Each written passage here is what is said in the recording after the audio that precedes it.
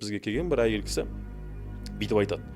Түбі ішіне суырып алдым бұл мәселенің бәрін. Қалай қаяқтан пайда болған. Мен дейді күйеуіммен үйде отырсам дейді. Яғни күйеуіммен боламыз, ары бері. Бірақ күйеуіме көңілім тоймайды дейді. Қалай күйеуім кетеді үйден дейді. Дәл солай маған қап-қара бір еркек келді дейді. Түрі көрінбейді. Сөйтіп сол қара еркекпен мен отырып аламын да жыныстық қатынасқа түсемін дейді. Бұлай енді ұят әңгіме, дегенмен көп адамға бұл үлгі боларлық оқиға. Сөйтіп бұл біреулерге емделуге барады. Жаңағы Египеттен бір кісі келді, анау келді, мынау келді, Қаскелеңде анау бар, Шымкентте мынау бар, Манкентте анау бар, бәріне барып шығады анау әйел. Бармаған жері жоқ. Не дейді? Сенің жатырыңда жын отыр деп диагноз қойып береді ғой бұған.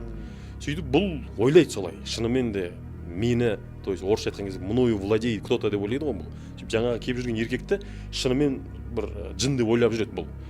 Сөйтіп бұл кісімен терапия өте келе соңында бұл мойындайды. Яғни кішкентай кезінде ол кісі не көрген екен? Сәл кішігірім зомбылық көрген ғой.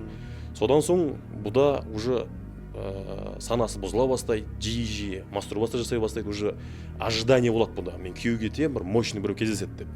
И раз күйеуі ожидание реальность болады, өте әлсіз болып қалған бір еркек кісі жолығады, яғни половой системасында проблемасы бар кісі жолығады. Сөйтіп бұл кісі не істейді? Жиі порнография көреді. Сол порнография көру арқылы бұл өзінің иллюзиясында өзі құрастырады. Яғни объект, который якобы маған келіп менімен жыныстық қатынасқа түссе екен. Ең күшті еркек образын жасап алады. Иә, ең күшті еркек өзіңіз әдемі айттыңыз.